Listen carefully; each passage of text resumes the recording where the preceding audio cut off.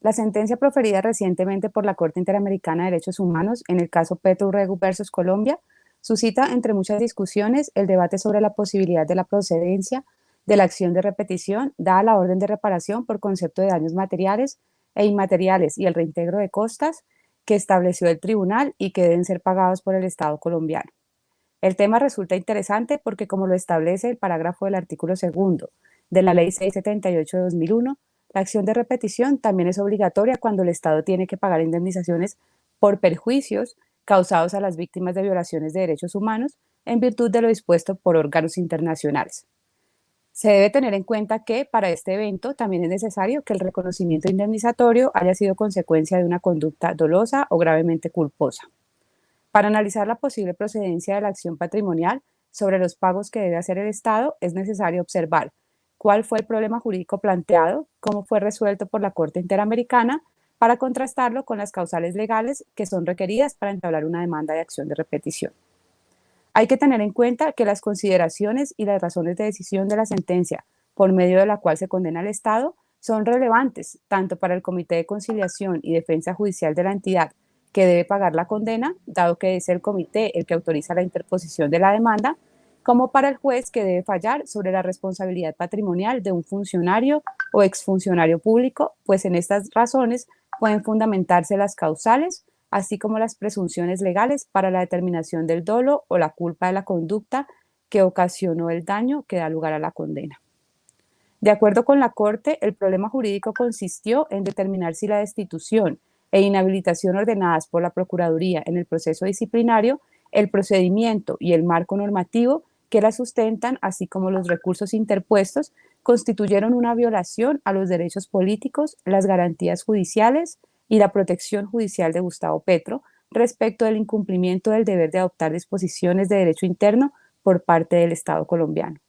De acuerdo con la Corte Interamericana, el artículo 23.2 de la Convención Americana de Derechos Humanos no permite que un órgano administrativo pueda aplicar una sanción que implique una restricción de derechos políticos. Así, determinó que la sanción impuesta al exalcalde de Bogotá no cumplió ninguno de esos requisitos, pues el órgano que impuso dicha sanción no era un juez competente, no hubo una condena judicial y las sanciones no se aplicaron como resultado de un proceso penal en el que tendrían que haberse respetado las garantías judiciales consagradas en el artículo 8 de la Convención Americana.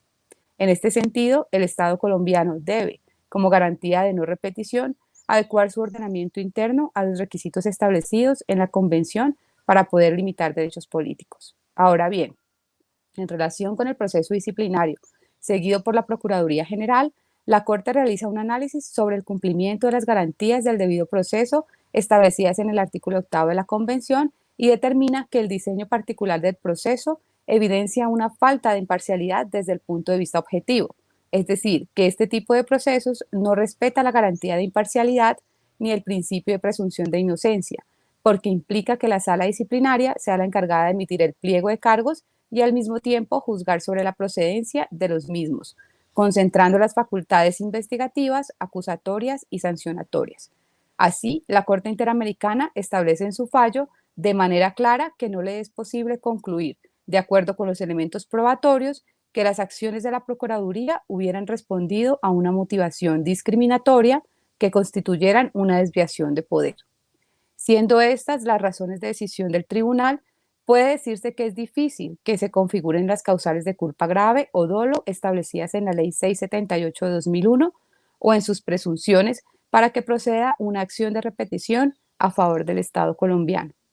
De acuerdo con la ley, hay dolo cuando el agente del Estado quiere la realización de un hecho ajeno a las finalidades del servicio. El dolo se presume, por ejemplo, cuando se obra con desviación de poder, cuando el acto administrativo fue expedido con vicios en su motivación, por inexistencia del supuesto de hecho de la decisión adoptada o de la norma que le sirve de fundamento, o por haberse expedido el acto administrativo con falsa motivación,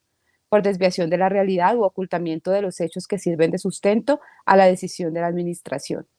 Asimismo, la ley determina que la existencia de la culpa grave se da siempre que el daño sea consecuencia de una infracción directa a la Constitución o a la ley o a una inexcusable omisión o extralimitación en el ejercicio de funciones. La ley también establece presunciones sobre la conducta gravemente culposa. aplicable sobre todo para los casos de anulación de actos administrativos. Por ejemplo, constituye culpa grave la violación manifiesta de las normas de derecho, la carencia o abuso de competencia para proferir la decisión que haya sido anulada, o la omisión de las formas sustanciales o de la esencia de la validez de los actos administrativos. En este sentido, el fallo de la Corte Interamericana hace énfasis en la vulneración del principio de jurisdiccionalidad dada la naturaleza del órgano que realiza la limitación de los derechos políticos, así como en la vulneración de la garantía de imparcialidad, del principio de presunción de inocencia y del derecho a la defensa por el tipo de proceso en el que se profirieron los actos administrativos, sin hacer ninguna consideración sobre estos. Entonces, puede advertirse, tal como lo estableció la Corte Interamericana al plantear el problema jurídico, que su decisión giró en torno al reproche de la vigencia en el ordenamiento colombiano de normas que facultan a la Procuraduría y a la Contraloría a imponer sanciones de inhabilitación o destitución de funcionarios democráticamente electos. Esto implica que la Corte recrimina de manera objetiva al Estado y no las actuaciones del servidor que profirió los actos que generaron la limitación de los derechos políticos.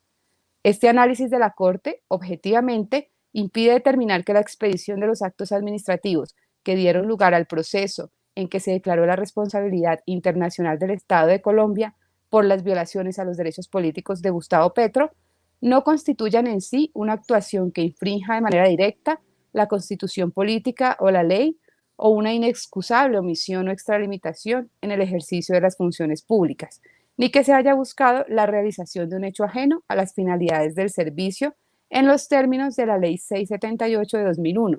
pues de acuerdo con la Corte Interamericana, el daño está relacionado directamente con las normas colombianas que no se ajustan a los artículos 23.2 y 8 de la Convención.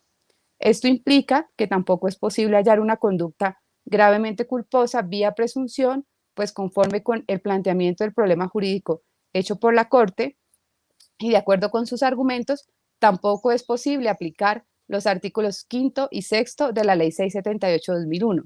Es decir, tampoco son aplicables las presunciones legales como la violación manifiesta de las normas de derecho, la carencia o abuso de competencia para proferir la decisión anulada, o la omisión de las formas sustanciales o de la esencia para la validez de los actos administrativos, porque se insiste, el reproche del Tribunal Interamericano consiste en recriminar la vigencia en el ordenamiento jurídico colombiano de normas que limitan el ejercicio de derechos políticos en contravía de lo dispuesto en la Convención Americana de Derechos Humanos. Muchas gracias, esperamos sus comentarios.